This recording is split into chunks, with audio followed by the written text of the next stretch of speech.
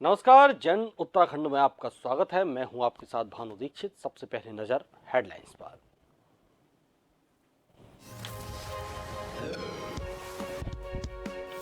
चारधाम यात्रा जारी। उत्तराखंड के गंगोत्री और यमुनोत्री धाम में पहुंच रहे यात्री।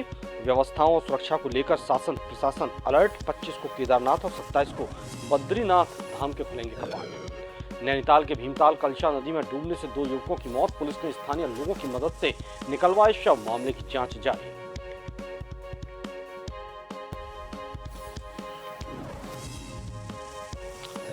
लोहाघाट नगर में गहराता पेयजल संकट। जनता और जनप्रतिनिधियों की हुई बैठक। सरयू लिफ्ट पेयजल योजना निर्माण के लिए किया जाएगा संघर्ष।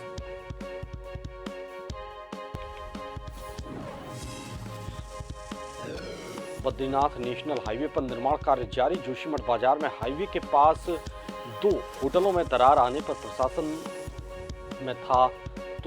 ने था तोड़ा। तीर्थयात्री और स्थानीय निवासी जल्द कर पाएंगे सफाई।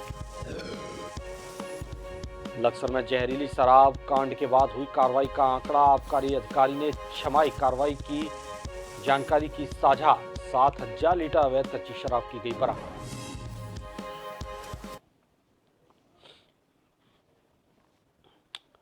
और खबरें विस्तार से। देहरादून में भूधसाव से क्षति का आकलन करने जोशीमठ पहुंचा केंद्रीय दल। केंद्र सरकार के निर्देश पर 26 सदस्यों का दल पहुंचा जोशीमठ। टीम में 16 केंद्र सरकार के अधिकारी, 10 राज्य सरकार के। टीम अगले 3 दिन तक आपदा से हुए नुकसान का करेगी आकलन। टीम की रिपोर्ट के अनुसार के बाद होगा तय केंद्र से कितना मंजूर होगा आर्थिक पैकेज। करीब 3000 करोड़ के आर्थिक पैकेज की मांग की गई है जोशीमठ के लिए प्रधानमंत्री से।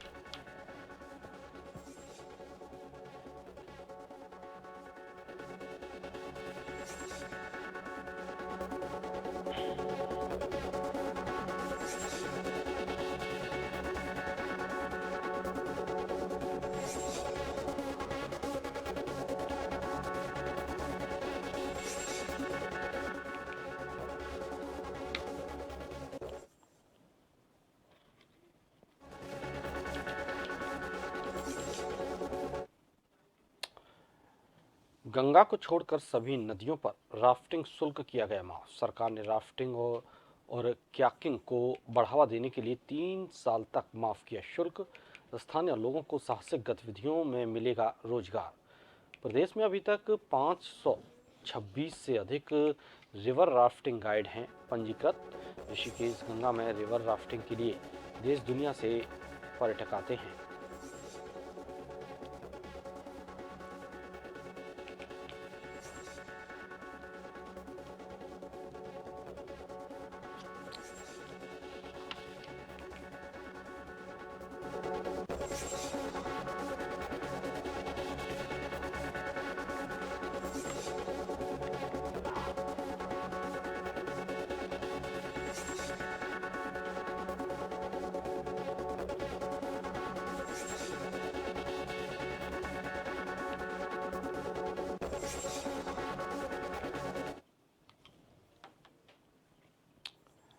जोशीमठ मुख्य बाजार से गुजरती हुई बद्रीनाथ नेशनल हाईवे पर मारवाड़ी चौक के ठीक समीप होटल माउंट व्यू और होटल मलारीन जैसे 2 नामी होटल किसी समय पर हुआ करते थे, जो दोनों नामी होटल दरारों के चलते पूरी तरह से खतरे की जद में पहुंच चुके थे, जिसके बाद इन दोनों होटलों को तोड़ने का फरमान जारी किया गया। ये दोनों होटल पूरी तरह से प्रशासन ने तोड़ दिए।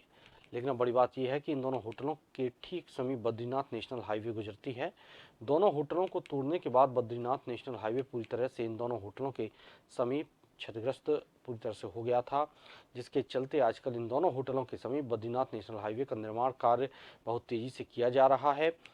अब दिन दूर नहीं जब इन होटलों के समीप गुजरने वाली बद्रीनाथ नेशनल हाईवे पूरी तरह से तैयार हो जाएगी और तीर्थयात्री से लेकर स्थानीय लोगों के वाहन इन जगहों पर फराटे भर कर फिर एक बार दौड़ पाएंगे।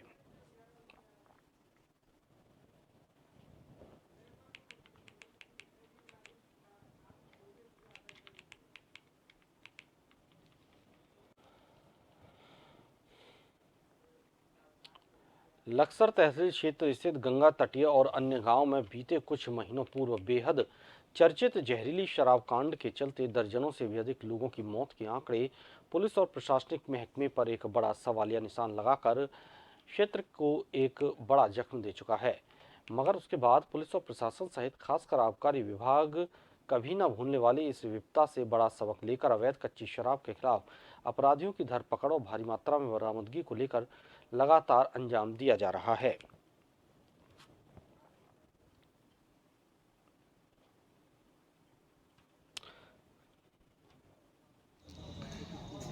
पिछले 6 महीनों में सितंबर से लेकर मार्च तक के जो आंकड़े हैं हमारे पास, वो बताने के लिए पर्याप्त हैं कि आबकारी विभाग ने इसमें विशेष सफलता प्राप्त की है।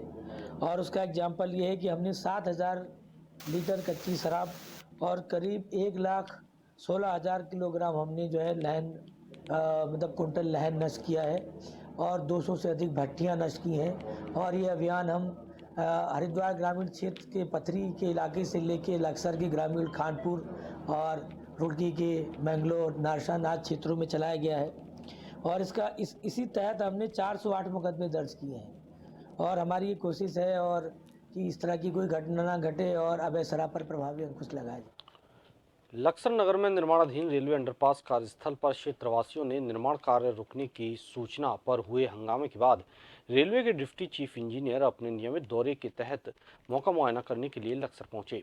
इस दौरान स्थानीय जनप्रतिनिधियों ने लंबित अंडरपास निर्माण कार्य की बाबत उनसे मुलाकात को अंजाम दिया, जहां दोनों पक्षों के बीच हुई वार्ता के दौरान deputy chief engineer Sushil Kumar ने बताया कि जमीनी सतह से जल भराव की परिस्थितियां निर्माणाधीन रेल अंडरपास को प्रभावित कर रही हैं और ऐसे में FOB की मुरादाबाद और अन्य रेलवे लेवल क्रॉसिंग पॉइंट पर निर्मित हो चुके फुट ओवर ब्रिज का विकल्प भी रेलवे के पास सुरक्षित है। यदि मौजूदा निर्माणाधीन रेल अंडरपास को जलभराव के प्रभाव से दूर कर उसका निर्माण नहीं हो पाता तो फुट ओवर ब्रिज के विकल्प के संबंध में विभागीय उच्च अधिकारियों से डिस्कशन कर इसकी पहल कर दी जाएगी। जो इंजीनियर साहब आए हुए थे, यहाँ सब लोगों को ये लग रहा था कि अंडरपास का कार्य बंद करने की ओर है। हम सब लोगों का यही कहना है कि अंडरपास को किसी भी तरीके से, बड़े बड़े समुद्र में पुल बनते हैं, गंगा जी में पुल बनते हैं, पानी हर समय चलता रहता है, जब वहां बन सकते हैं तो क्या लक्सर में अंडरपास नहीं बन सकता? ये बाद में सब लोग तय करके बताएंगे कि ऊपर का अगर नीचे का नहीं बनेगा। सबसे पहली हमारी प्राथमिकता यही है कि नीचे का बनना चाहिए। लेवल की बात थी, पानी के लेवल के लिए इन लोगों में थोड़ी सी घबराहट है, लेकिन सभी ने एक ही बात कही कि पहले तो इसी अंडरपास जो हमारा पास हो रखा है इसी को बनाए, इसी को प्राथमिकता दे, लेकिन अगर नहीं बनता तो फिर दूसरे पे विचार किया जाएगा। नैनीताल के भीमताल चाफी कलशा नदी में डूबने से 2 युवकों की मौत हो गई। दोनों युवक भीमताल 100 गांव के निवासी हैं। अभिषेक 16 वर्ष और करण सिंह विष्ट 21 वर्ष का है। दोनों युवक कल स्कूटी लेकर चाफी की तरफ गए थे, लेकिन रात को घर नहीं पहुंचे। घर वालों ने इनकी खोजबीन की। स्थानीय लोगों को नदी में शव दिखाई दिया। उन्होंने पुलिस को इसकी सूचना दी, जिसके बाद स्थानीय लोगों की मदद से शव बाहर निकाला गया और भीमताल स्वास्थ्य केंद्र लाया गया, जहां पर डॉक्टरों ने उन्हें मृत घोषित कर दिया। फिलहाल मृतक युवक जो स्कूटी लेकर गए थे वो भी गायब हैं। पुलिस द्वारा इसमें जांच शुरू कर दी गई है।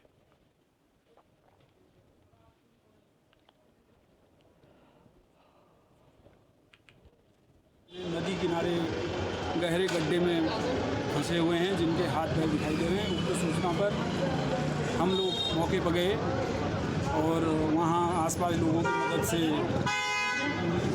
उनको बाहर निकाला और प्रथम दृष्टया CSC भीमताल उन्हें लाया गया। डॉक्टर महोदय द्वारा उनका चेकअप कर उनको मृत घोषित कर दिया गया। मेरे द्वारा पंचायतनामे की कार्रवाई कर दोनों बॉडियों को सील सर्वे मोहर करके अग्रिम कार्रवाई हेतु नैनीताल पीडी पांडे हॉस्पिटल भेजा जा रहा है। लोहाघाट नगर में गहराते पेयजल संकट को लेकर जल संस्थान नगर की जनता और जनप्रतिनिधियों की बैठक हुई। बैठक में निर्णय लिया कि सरयू लिफ्ट पेयजल योजना निर्माण के लिए संघर्ष किया जाएगा और वर्तमान में कोली झील से पेयजल आपूर्ति के लिए योजना बनाई जाएगी। नगरपालिका अध्यक्ष गोविंद वर्मा की अध्यक्षता में आयोजित बैठक में लोगों ने पेयजल की समस्या को लेकर जल संस्थान से रोजाना पानी देने की मांग की। उन्होंने कहा कि घरों में तीसरे और चौथे दिन केवल 15 से 20 मिनट पानी आ रहा है।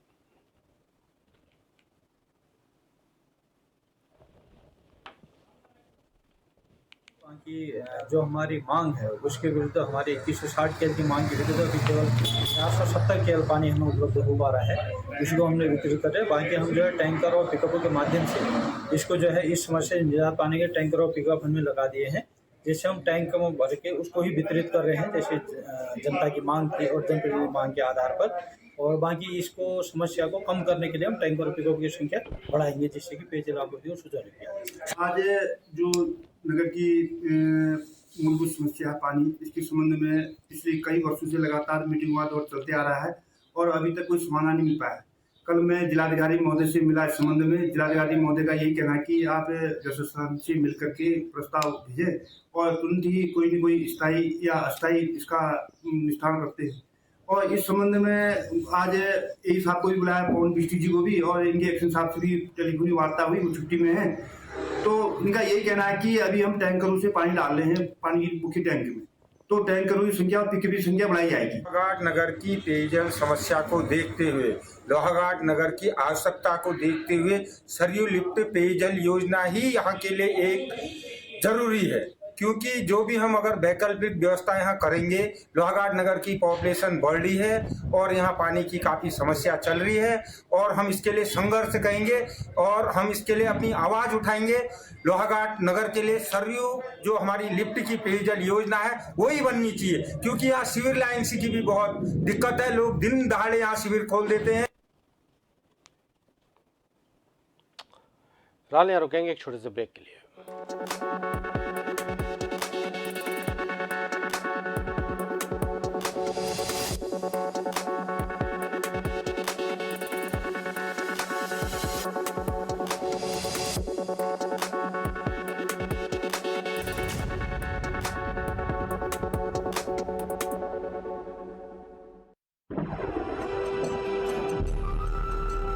देवभूमि उत्तराखंड प्यारी, स्वर्ग सरीखी लगती न्यारी, पावन चार धाम की धरती, सारी सृष्टि नमन है करती। देवभूमि की पावन धरती पर एक बार फिर से अवसर आया है चार धाम की यात्रा की पुण्य प्राप्ति का।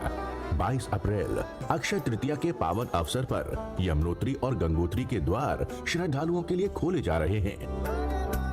इसके बाद श्रद्धालु 25 अप्रैल से बाबा केदारनाथ और 27 अप्रैल से पावन बद्रीनाथ धाम के दर्शन कर सकेंगे। चार धाम यात्रा के लिए registration and tourist care .uk.gov.in, WhatsApp number 8394 833 833 और mobile app tourist care Uttarakhand के माध्यम से यात्रा का पंजीकरण करवा सकते हैं। होटल बुकिंग करवा चुके ऐसे यात्री जिनका वेब पोर्टल या मोबाइल ऐप के माध्यम से पंजीकरण नहीं हुआ, उत्तराखंड राज्य के ऐसे यात्री या होटल स्वामी टोल फ्री नंबर 1364 और अन्य राज्यों के यात्री 0135 1364 या 0135 3520 पर कॉल करके अपना पंजीकरण करवा सकते हैं। इन पंजीकरण की सुविधाओं के लिए 15 लाइन वाला कॉल सेंटर संचालित किया जा रहा है। पंजीकरण के बाद यात्रियों को दर्शन टोकन उपलब्ध कराए जाएंगे, जिससे यात्री निर्धारित समय पर सुगमता से धामों के दर्शन कर सके। पावन चार धाम की यात्रा में केदारनाथ धाम के लिए हेलीकॉप्टर की विशेष सेवा भी शामिल है। इसके लिए इच्छुक यात्री IRCTC की ऑफिशियल वेबसाइट www.heliyatra.irctc.co.in पर जाकर अपनी बुकिंग करवा सकते हैं। दिव्य और सुगम चार धाम यात्रा के लिए तत्पर उत्तराखंड सरकार। उत्तराखंड में सुशासन की दिशा में एक और बड़ा कदम। युवाओं के भविष्य के साथ अब नहीं होगा कोई खिलवाड़। धामी सरकार ने अपने दूसरे कार्यकाल के पहले साल में ही भ्रष्टाचार को जड़ से खत्म करने के लिए कई बड़े फैसले लिए हैं। इसी कड़ी में राज्य में सरकारी भर्तियों के लिए आयोजित होने वाली प्रतियोगी परीक्षाओं में धांधली को रोकने के लिए सख्त नकल विरोधी कानून लागू कर दिया गया है। इस कानून के बन जाने से अब जितनी भी होने वाली परीक्षाएं हैं वो सारी परीक्षाएं इससे आच्छादित हो जाएंगी। कैंसर की तरफ लगा हुआ ये रोग था, इसको पूरी तरह से समाप्त करना है, सफाई करनी है। नकल माफिया पर लगाम लगाने के लिए 10 करोड़ रुपए तक के जुर्माने और आजीवन कारावास का प्रावधान है। इसके साथ ही नकल माफिया की संपत्ति कुर्क भी की जाएगी। वहीं नकल करने वाले परीक्षार्थियों के लिए 3 साल के कारावास और 5 लाख के जुर्माने और दोबारा नकल करते हुए पकड़े जाने पर 10 साल के कारावास और 10 लाख रुपए जुर्माने का प्रावधान है। नकल करने वालों को 10 साल के लिए प्रतियोगी परीक्षाओं से डीबार किया जाएगा ताकि पूरी प्रक्रिया में निष्पक्षता बनी रहे। हमारा हक कोई नहीं छीन पाएगा। जो मेहनत करेगा उसी को नौकरी मिलेगी और उसी को मिलनी भी चाहिए। नकल विरोधी कानून के बनने से हमें भरोसा है कि हमें नौकरी अब मेरिट के हिसाब से ही मिलेगी। कोई भी बेईमानी करके हमारा हक अब नहीं छीन सकेगा। प्रतिभावान छात्रों को दिलाया है इंसाफ। सरकारी भर्तियों में पारदर्शिता का रास्ता हुआ साफ। एक साल नई मिसाल।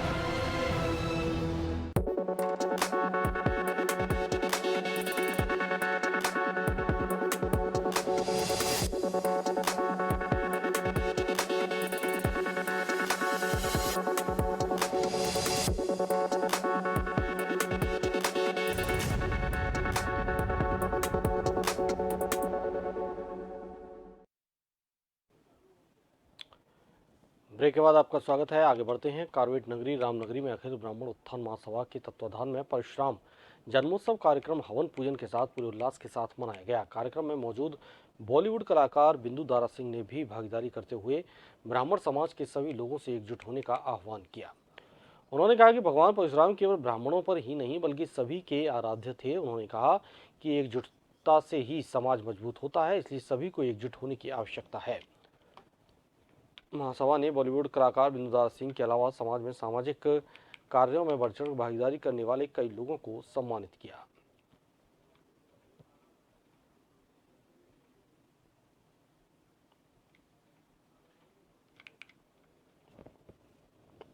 मैं तो यही देना चाहता हूँ कि जो ब्राह्मण एकता है उसके बारे में हमें कोई संकोच नहीं होना चाहिए। सारे ब्राह्मण एक हो जाएं। सारे बहुत यही आपको ज़रूरी है कि आपका समाज जब एकजुट हो जाता है। जो इनकी बातें मैंने सुनी है आज, उसमें लग रहा है जैसे ब्राह्मण भी अगर एक नहीं होंगे तो कौन एक होगा।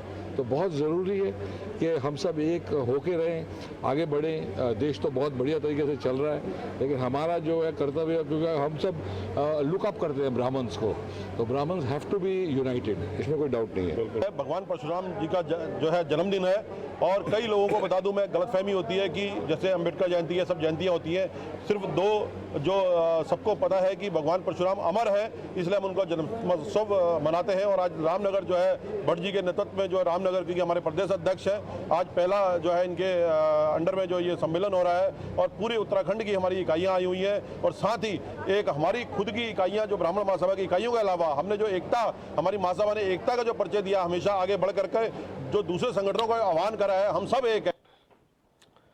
देवभूमि उत्तराखंड में देवी देवता ऐसे ऐसे चमत्कार दिखाते हैं। वहीं जोशीमठ में बद्रीनाथ यात्रा शुरू होने से पहले तिमुंडिया देवता के देव उत्सव को देखने हजारों भक्त पहुंचे, जहां तिमुंडिया वीर ने जब एक पूरे बकरे को खाने के बाद 1 बोरा चावल, 12 किलो गुड़ और 5 घड़े पानी के पी लिए।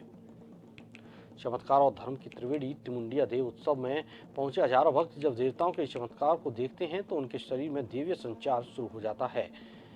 जोशीमठ के नरसिंह प्रांगण में बद्रीनाथ की यात्रा शुरू होने से पहले हजारों साल से आयोजित होने वाले देव उत्सव तिमुंडिया मेले को देखने इस वर्ष भी हजारों की संख्या में भक्त पहुंचे।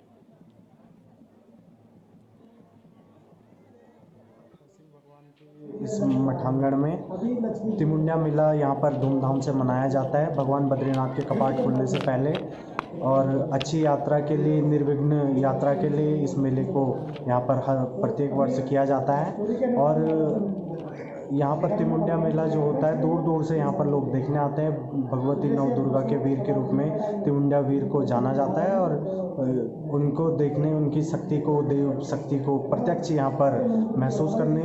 दुर्गा जी का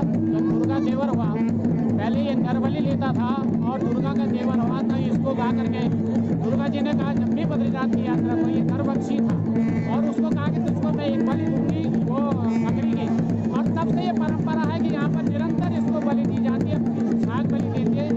और ये आज वो बकरी और गुड़ 1 क्विंटल करीब ये गुड़ और चावल खाएगा।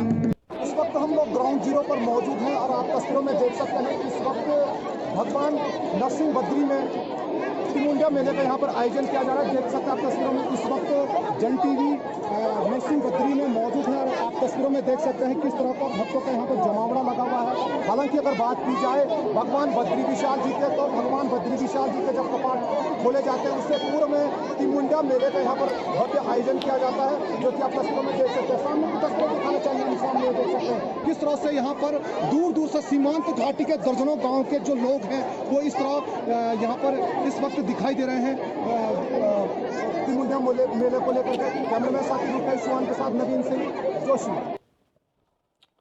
तो वहीं भू धसाव से क्षति का आकलन करने जोशीमठ पहुंचा है केंद्रीय दल। केंद्र सरकार के निर्देश पर 26 सदस्यों का दल जोशीमठ पहुंचा है।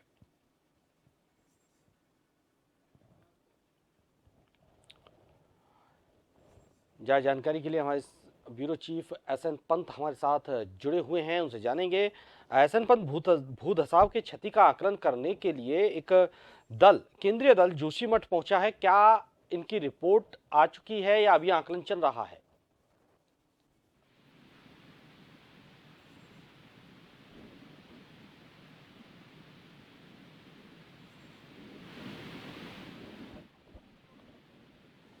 हमारे ब्यूरो चीफ एसएन पंत हमारे साथ जुड़े हुए हैं।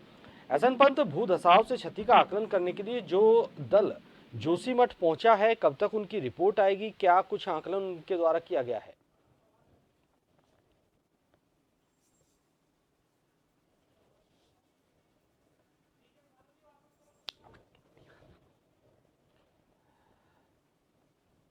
एसएन पंत हमारे साथ जुड़े हुए हैं भू धसाव से। एसएन पंत, जो आकलन करने का, भू धसाव का आकलन करने का जो केंद्रीय दल जोशीमठ पहुंचा है, क्या उनकी रिपोर्ट आ गई है या अभी आना बाकी है, और क्या कुछ आकलन किया गया है अब तक?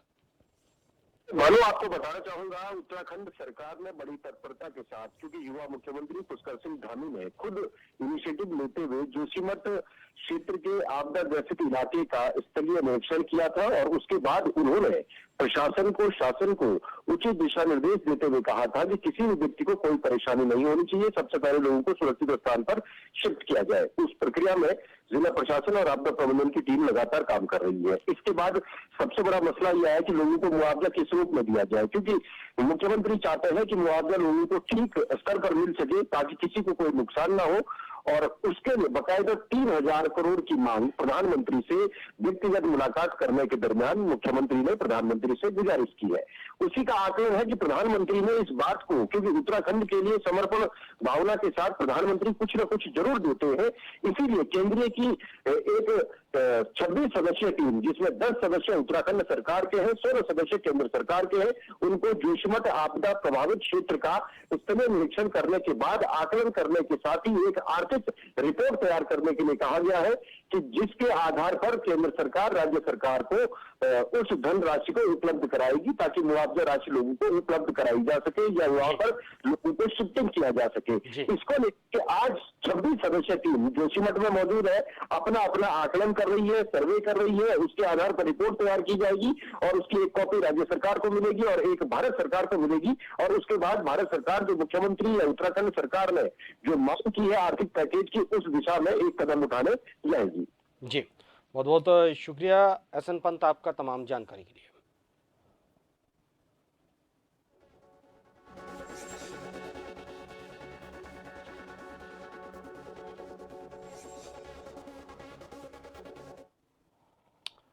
और आखिर में एक नजर हेडलाइंस पर। चारधाम यात्रा जारी, उत्तराखंड के गंगोत्री और यमुनोत्री धाम में पहुंच रहे यात्री, व्यवस्थाओं और सुरक्षा को लेकर प्रशासन अलर्ट। 25 को केदारनाथ और 27 को बद्रीनाथ धाम के खुलेंगे कपाट। नैनीताल के भीमताल कलशा नदी में डूबने से 2 युवकों की मौत, पुलिस ने स्थानीय लोगों की मदद से निकलवाए शव, मामले की जांच जारी।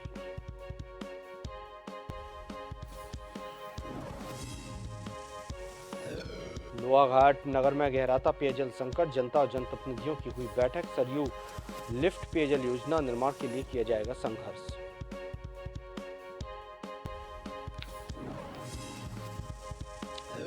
बद्रीनाथ नेशनल हाईवे पर निर्माण कार्य जारी। जोशीमठ बाजार में हाईवे के पास 2 होटलों में दरार आने पर प्रशासन ने तोड़ा था। यात्रियों और स्थानीय निवासी जल्द कर पाएंगे सफाई।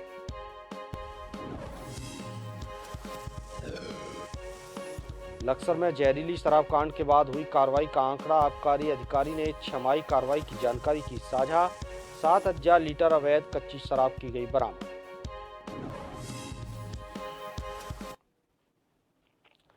इसी के साथ इस बुलेटिन में फिलहाल इतना ही।